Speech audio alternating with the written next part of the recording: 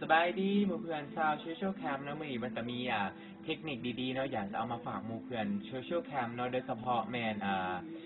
เทคนิคเกี่ยวกับการแต่งหน้าผู้ชายออกงานสังสรรค์ต่างๆนั่นเองแล้วสิ่งที่วันพาไปหาไปหาจุดนี้ก็คือจะเป็นเบสเนาะจะเป็นครีมกันแดดแต่ว่ามีส่วนผสมของเบสนำของชิเซโดอ่ามาแตะจุดแรกแหละครับมาทา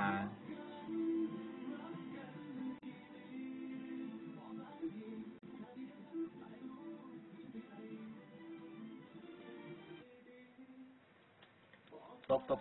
บสักหน่อยนะให้เบสมันซึมเข้าสู่ผิว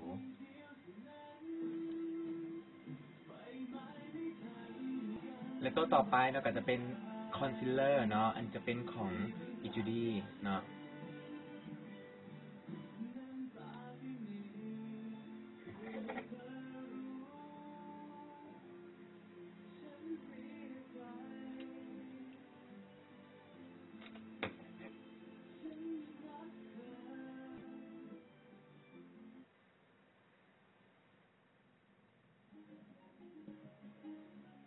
คอนซีลเลอร์นี่จะช่วยปกปิดรอย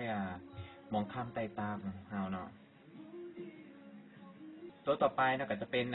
กูไททิปเนาะหลอดน้อยๆ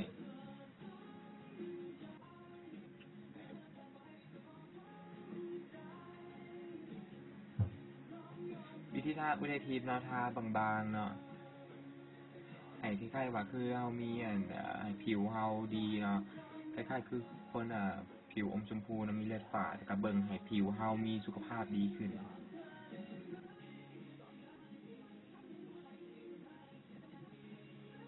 ตัวต่อไปก็จะเป็นแป้งเนาะแป้งอันนี้แป้งเค้กเนาะผสมห้องพื้นเนาะของ Revlon เนาะ Photo Ready วันไส้เบอร์5วิธีทาแป้งของวันเนาะก็จะเอาฟอยล์เนาะในการทาแป้งเนาะฟอยล์เนี่ยมันมีจุดพิเศษเนาะก็คือฟอยล์เนี่ยมันจะเฮ็ดให้แป้งเนาะบ่หนาหลายแล้วก็มันจะเฮ็ดให้มันจะเป็นคนที่ว่ามีค่อนข้างมีหูขุมขนใหญ่เนาะแป้งนี่จะสวยได้เลยเนาะจะเฮ็ดให้เนื้อแป้งเนาะได้ซึมซาบเข้าทุกซอกทุกมุมเลยเนาะ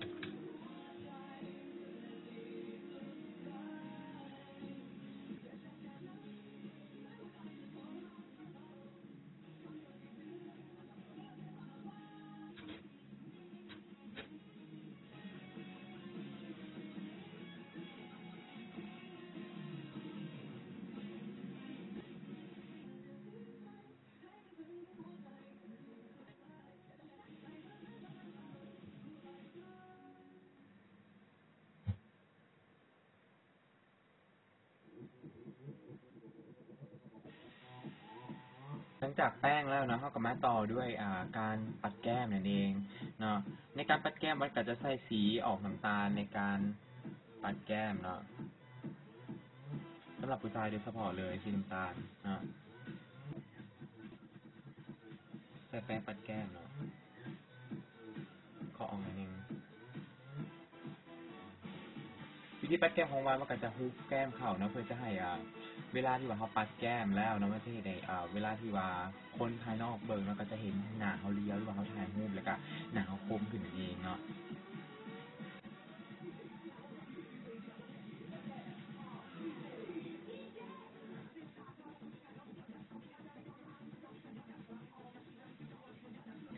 วิธีการปัดแก้มของวันเนาะวันก็จะปัดใน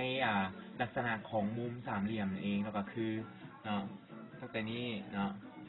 จนถึงข้อนี้เนาะจะสามเหลี่ยมจะในเบิ่งให้หนาเขาว่าเลี้ยวขึ้นนั่นเองเนาะ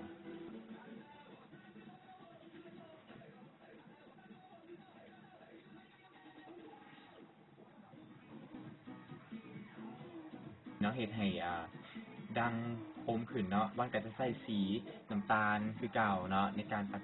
สีน้ำตาลที่ปัดแก้มเมื่อกี้นี้เนาะ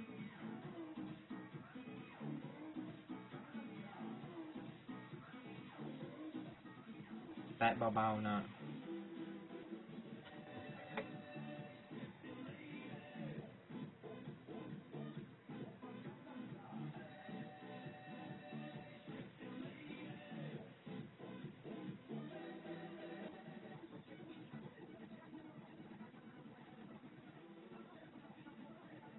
แล้วก็จะเริ่มมีฟันขึ้นมาแล้วอันหนึ่ง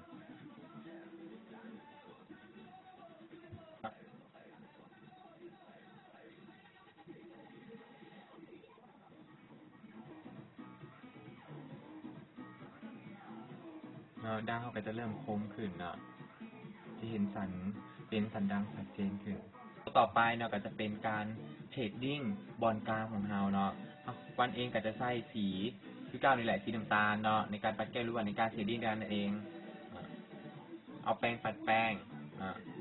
จุดลงไป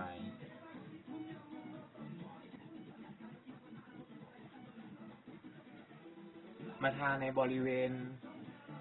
กรามเนาะเจนในเฮาหนาวคมขึ้น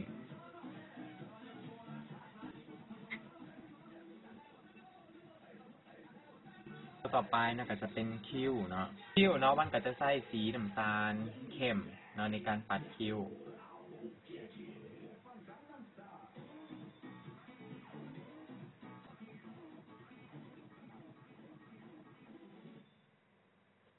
เขาก็จะเข้มขึ้น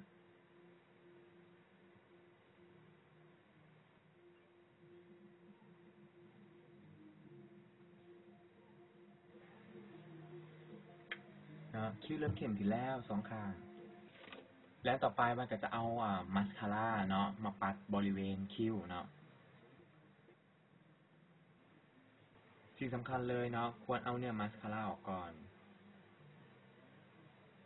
ว่าให้เนี่ยมันติดหลายเนาะเพราะว่าเวลาเขาปัดคิ้วไปแล้วมันจะติดเป็นก้อนอยู่คิ้วเขา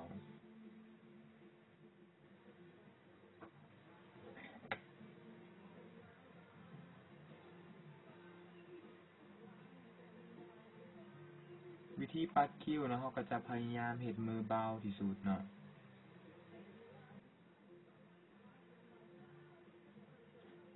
คิ้วก็จะเริ่มเข้มขึ้นก็จะเป็นธรรมชาติขึ้นเนาะ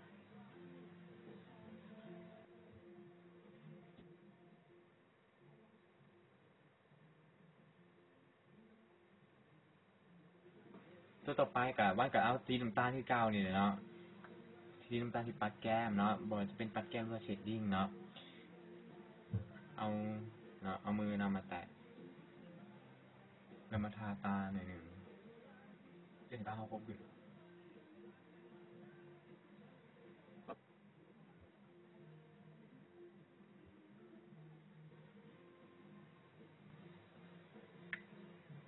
ตัวต่อไปเนาะมันก็จะไส้เนาะผู้ใช้ทิพเนาะของจูดี้ข้าวหน่อยหนึ่งบริเวณปากเนาะจะเห็นในปากเขาโบซีดนั่นเอง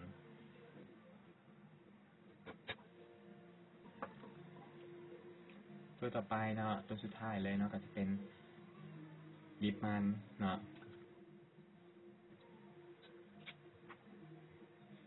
แล้วก็เซ็ตติ้งกับการแต่งหน้าสายออกงานเนาะเป็นจังใดเนาะให้หมู่เพื่อนได้เบิ่งใกล้ๆเลย